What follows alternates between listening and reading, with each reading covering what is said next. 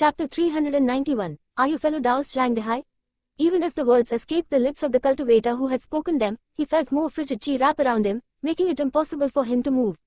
As for all of the other cultivators outside in the main area of the Immortals cave, including those from the Azure Dragon Society and the Celestial Sky Society, they were completely and utterly shaken. What? Core formation? Heavens! The boss of the Azure Dragon Society is actually at core formation. There are only a few core formation experts in all of Sky City. Shouldn't he be in the Rainbow District? Damn it, I have never seen a core formation cultivator so bold as to forsake missions and merit points just to make a profit with business. The Foundation establishment cultivators from the Celestial Sky Society had expressions of complete shock on their faces as they began to flee. Even if they had more people on their side, they wouldn't be able to win in a fight against a core formation expert. The only thing they could think about now was escaping the area as quickly as possible. But how could Bai Xiaochun simply let them get away? A cold snort echoed out like thunder from his room, crashing into the ears of all of the Celestial Sky Society cultivators in the area. Agonized shrieks rang out as those cultivators began to tremble, and their cultivation bases destabilized. Having lost the ability to even move, they fell down out of midair to be immediately captured by the excited cultivators of the Azure Dragon Society. The fact that a mere snort could do that to such a powerful group of cultivators was dumbfounding. Of course, the Foundation establishment cultivators who had just been captured had encountered core formation experts before. But from what they could tell, Bai Xiaochun was far more terrifying than any such people that they had met. He hadn't even stepped out of his room, he had simply tossed the quasi-core cultivators out. However, that simple action had a profound effect on the Azure Dragon Society cultivators. Their boss was now even more mysterious and unfathomable than before, shocking to a heaven-shaking, earth-shattering degree. As for the people from the Celestial Sky Society, their hearts overflowed with indescribable astonishment and terror. Bai Xiaochun felt more than pleased about everything, and didn't feel at all like he was a gold core expert bullying Foundation establishment cultivators. In fact, he felt quite the opposite. I didn't go looking to cause problems for them, he thought. They came looking for trouble. Of course, he was also aware that what had just occurred could never be kept a secret. It wouldn't be long before news about him being in the core formation stage would fill all of Sky City. Well, that's fine, he thought. I was going to reveal myself soon anyway. To do it this way will make the Azure Dragon Society's expansion go even smoother. Marveling at his own command of strategy, and also at his impressive display of might, he chuckled complacently and then closed his eyes again to continue meditating. Naturally, Master God Diviner and Zhu Bokai took care of everything outside. After taking all of the Celestial Sky Society cultivators into custody, they quickly began to plan what to do next. The following day, rumors began spreading through all districts of the city. Furthermore, the stories being told were so vivid and lifelike that everyone could visualize them as if they had been present. Did you hear? Last night, the Celestial Sky Society sent 10 quasi-core cultivators, dozens of people in the Great Circle of Foundation Establishment, and countless late Foundation Establishment cultivators to attack the Azure Dragon Society. However, they were totally routed. In fact, the Azure Dragon Society captured them all. How is that possible? How is it not possible? Guess what? The boss of the Azure Dragon Society is actually a core formation cultivator. It didn't take long for the rumors to fill the city, until everyone was talking about the matter. After all, core formation cultivators were somewhat of a rarity in Sky City. Normally speaking, they would be completely focused on doing missions to earn merit points, not engaging in idle activities with the organizations and gangs in the city. The 4 cities at the base of the waterfall were essentially considered to be outside of the Starry Sky Dao polarity sect, like the outer sects of most other sects. As such, everyone desired to leave them as quickly as possible. As the gossip proliferated, the Azure Dragon Society's reputation grew more and more exaggerated. At the same time, the Celestial Sky Society was shaken to its core. As for the leaders in their headquarters, they were enraged to the limit. After a few days passed, they eventually sent an emissary to the Azure Dragon Society and paid a hefty ransom of merit points to get their cultivators back. The Celestial Sky Society quieted down, and thus ended the first stage of the conflict. It wasn't that Bai Xiaochun hadn't considered completely wiping them out and being done with it. After all, the Celestial Sky Society didn't have any core formation cultivators at all. However, having been in Sky City for so long, he had come to an even deeper understanding of the background of the Celestial Sky Society. The truth was that, in terms of manpower, they didn't really count for much. He really could wipe them out single-handedly if he wanted to. However, the leadership of the organization were all servants in a Deva clan, that Deva being the very same boy who had brought Bai Xiaochun to the Starry Sky Dao polarity sect to begin with. After finding that out, Bai Xiaochun abandoned any ideas of wiping them out. As things continued to ferment in the Celestial Sky Society, the Azure Dragon Society continued to expand and become more famous. Bai Xiaochun's fantasy pills continued to rise in popularity in all 5 of the city's districts. Eventually, the Azure Dragon Society reached a terrifying level of power. Their merit point reserves also continued to grow, and more cultivators sought the security that came from being part of their ranks.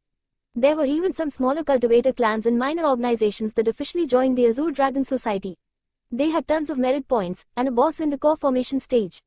Because of that, it only took 1 year for them to grow from a small gang into Sky City's second largest organization.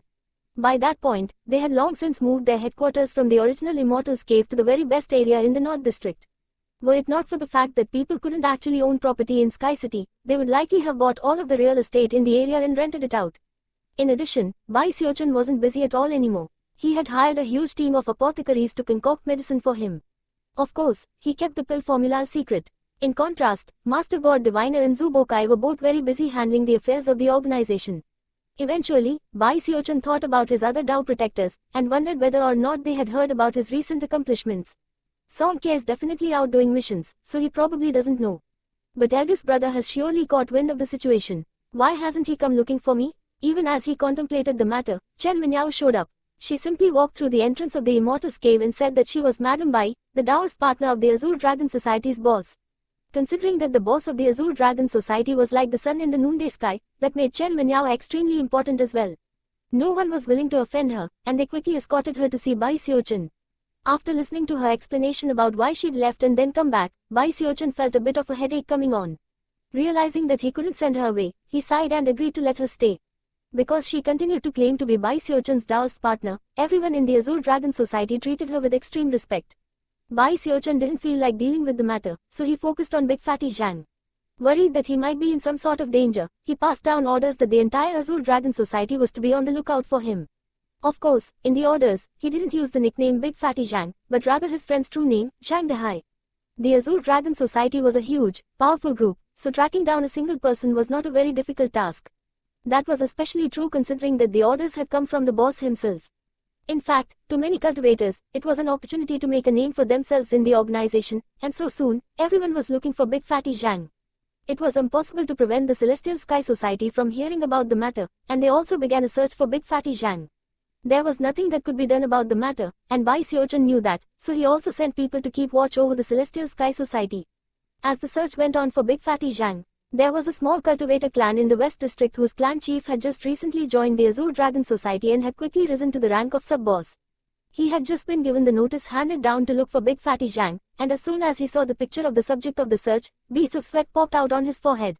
For some reason, the person the boss was looking for looked very much like a spirit enhancer who had accidentally destroyed one of his magical items about 6 months before in a failed spirit enhancement attempt. That young spirit enhancer had claimed to be surnamed Zhang. In his fury, the sub-boss had imprisoned the spirit enhancer and forced him to perform spirit enhancements day and night to make up for the loss. Something like that didn't involve killing, so the Starry Sky Dao Polarity sect didn't care about it. Eventually, the sub-boss had forgotten about the lone spirit enhancer, but now that he suddenly came to mind, the man started trembling. He thought back to when he'd apprehended the spirit enhancer, and remembered thinking that as long as the young man didn't die, he could use him to perform spirit enhancements in the future. Regret and nervousness gripped him as he realized that it was possible the young man very well could have died since then.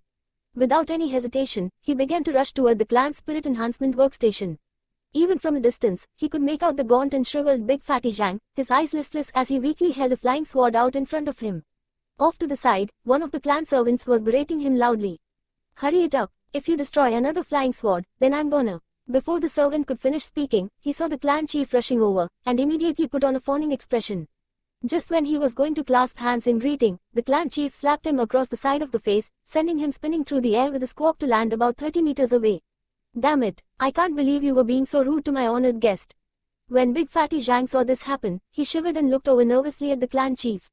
However, the clan chief was even more nervous than him. Hurriedly helping Big Fatty Zhang to his feet, he cautiously asked, "Are you fellow Daoist Zhang Dehai?" Chapter 392, Dao Protector Reunion. In Big Fatty Zhang's mind, this clan chief was a completely domineering figure, and he had never before seen him act this way or speak with such courtesy. In this part of the city, he was the kind of person who could bring a torrent of trouble to anyone who bothered him. Not only was he an orange-robed disciple, he was also the chief of an entire cultivator clan. Supposedly, this clan had once produced a cultivator who went all the way to the nascent soul stage, and although he had long since perished, he had left an impression on the cultivators in this part of the city that continued on down to this day. Big Fatty Zhang had started out very confident in being able to make a living with his spirit enhancement abilities, but after a string of failures, including one very important magical item belonging to this clan chief, he had ended up being imprisoned in their clan headquarters. Half a year had gone by, and Big Fatty Zhang felt like he was descending into insanity. He didn't do anything other than perform spirit enhancements, and never got enough food to make him full. Were it not for his intense determination to keep living, he probably would have long since died from hunger and exhaustion. He was instinctively afraid of the clan chief already, but to hear the man speak his own name left Big Fatty Zhang trembling even harder than before. However, deep in his heart, he also felt anger, and that seeped into his eyes. If looks could kill, then the way he was staring at this clan chief right now would cause the man to explode violently. Fellow Taoist, please, just tell me, are you Zhang Dehai? The clan chief's anxiety was mounting, and he didn't dare to even think about simply killing the young spirit enhancer to silence him. The Azure Dragon Society was too big and powerful, and the matter would definitely be found out eventually. If the boss found out he'd imprisoned Zhang Dehai, only to kill him later, the entire clan would be doomed. Yeah, that's right, Big Fatty Zhang yelled. I'm Zhang Dehai. The clan chief felt like his head was about to explode. He started shaking physically, and his pupils constricted into tiny dots. To see him reacting this way gave Big Fatty Zhang a very bad feeling.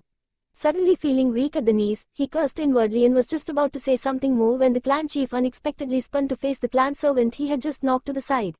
You dumbass servant, he shouted. Don't you remember how I told you this young man was an honored guest? You are supposed to respect guests. You were instructed to take care of him, but instead, you used him to screw me over. With that, he raised his hand and slapped the servant again, sending him spinning off to the side once more. Blood sprayed out of the servant's mouth, along with a bitter scream. Completely bewildered by why his master would suddenly act this way, he was just about to beg for mercy when the clan chief yelled, Men, get the servant out of my sight. Cripple his cultivation base and throw him into the dungeon. With that, the clan chief hurried over and helped Big Fatty Zhang to his feet. Smiling at him amiably, he tried to sound as apologetic as possible as he said, Brother Zhang, all of this was a big mistake. If you want me to execute that servant, just say the word. AI, you must have had it so difficult these days, Brother Zhang. Patting the dust off of the dumbfounded Big Fatty Zhang's shoulders, the clan chief supported him by the arm as he led the way to the clan's main hall. Raising his voice, he called out, Prepare the best spirit food and the finest liquor as my apology to Brother Zhang. Within moments, the entire clan was buzzing with activity. Although everyone was scratching their heads in confusion, none of them dared to question what was happening. An entire table of spirit food was prepared, and the clan chief himself waited upon Big Fatty Zhang. He even called over some female clan members to sit next to him. Big Fatty Zhang was more taken aback than ever at this sudden change of events. Never had the clan chief acted so politely, and he couldn't fathom why he would be acting like this. However, after seeing all the spirit food on the table, he put the matter out of mind and immediately began wolfing it down. The clan chief stood off to one side, trembling inwardly, but keeping a smile plastered on his face as he continuously served new dishes. Furthermore, the beautiful female clan members continued to give Big Fatty Zhang meaningful glances. Although they were somewhat confused about why they had been told to do this, they didn't hold back, and one of them even began to gently massage his neck. The others kept his drinking glass full, and even chatted with him in subdued tones. Although Big Fatty Zhang was feeling very nervous about what was going on, he simply gritted his teeth, threw caution to the wind, and enjoyed what was happening. 2 hours later, Big Fatty Zhang had eaten and drunk to his heart's content. Finally, he slapped the table and looked over at the clan chief with a glare. Alright, just what is going on here? The clan chief couldn't keep the bitterness out of his voice as he replied, Brother Zhang, what happened before really was a big mistake on my part. Please, don't take it to heart. Clasping his hands, he eyed the female clan members, then gritted his teeth and continued, Brother Zhang, if you don't despise them too much, why not just take these daughters of the clan as your own? The young women gasped and opened their mouths to protest, but the clan chief's fierce glare kept them silent. Big Fatty Zhang was scared speechless, and more nervous than ever. He simply couldn't decide what to do. After a moment passed, he asked, Why are you doing this? Considering how Big Fatty Zhang was pressing the issue, the clan chief didn't dare to try to pull the wool over his eyes. Taking a deep breath, he said, Brother Zhang, the boss of the Azure Dragon Society is scouring the city looking for you. Azure Dragon Society? Big Fatty Zhang said, looking confused. He had been imprisoned back when the Azure Dragon Society was first starting to rise to prominence. Back then, there had been plenty of people who had never even heard of them, including Big Fatty Zhang. Considering the expression on Big Fatty Zhang's face, the clan chief quickly explained how, during the past few months, the Azure Dragon Society had risen to the heights of glory. Big Fatty Zhang was now shaking harder than ever. Somebody important like that is looking for me? He grabbed a big flagon of alcohol and took a long drink. Before long, evening was falling. Peppering Big Fatty Zhang with non-stop apologies, the clan chief led him out and toward the North District to finally meet the illustrious boss Azure Dragon. Along the way, Big Fatty Zhang heard a lot of people on the street talking about the Azure Dragon Society, and his nervousness grew. Soon, the moon hung high overhead, and the two of them were in the North District, right outside of a sprawling immortals cave. It had 18 enormous stone golems standing guard outside, along with countless cultivators. Inside, it was just barely possible to see rank upon rank of powerful cultivators patrolling about. Glittering spell formations surrounded the immortals cave, and high in the sky above it was a magical projection of an azure dragon. It was extremely realistic, and a mere glance at it would be enough to fill anyone's heart with shock. This is the Azure Dragon Society? Big Fatty Zhang asked hesitantly. The clan chief nodded. Of course, this wasn't the clan chief's first time coming here, but he was still extremely nervous. Big Fatty Zhang was already having trouble breathing, and truly could not fathom why an important person like the boss of the Azure Dragon Society would possibly be looking for him. However, he had no choice but to follow the clan chief as he cautiously headed toward the main gate and reported in. Before he could even finish making an explanation, 3 beams of light shot out from inside the Azure Dragon Society. The person in the lead had a long orange robe on, and wore a beautiful headdress embroidered with an azure dragon. It was none other than Bai Xiaochun. He was festooned with various defensive jade jewelry, and glittered with dazzling magical treasures. He even had a halo hovering above his head, and couldn't have looked more impressive. Flanking him were Zhu Bokai and Master God Diviner. By this point, Zhu Bokai looked very different than he had when he'd first been reunited with Bai Xiaochun. His face had a healthy glow, and he was also covered with all sorts of glittering treasures. He looked like the picture of riches and honor. As soon as Bai Xiaochun appeared, the Azure Dragon Society was thrown into a hubbub.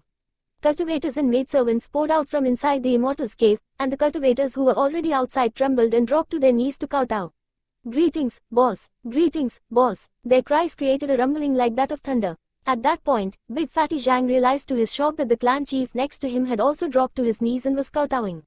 Big Fatty Zhang was the only one left standing, his eyes wide as he stared in shock at Master God Diviner, Zhu Bokai, and Bai Xiaochun. Ninth Fatty, Big Fatty Zhang said, completely flabbergasted. Eldest brother, Bai Xiaochun cried. Laughing loudly, he stepped forward and embraced Big Fatty Zhang. Big Fatty Zhang returned the embrace heartily, looking like he had just been reunited with family. When the clan chief from the Little Cultivator clan saw that, his heart shook with fear that Big Fatty Zhang would try to get revenge on him, and put a look of ultimate remorse and supplication on his face. Big Fatty Zhang was so excited that he didn't even notice how the clan chief was looking at him. His laughter mingled with Bai Xiaochun's as the two of them excitedly headed toward the Immortals cave.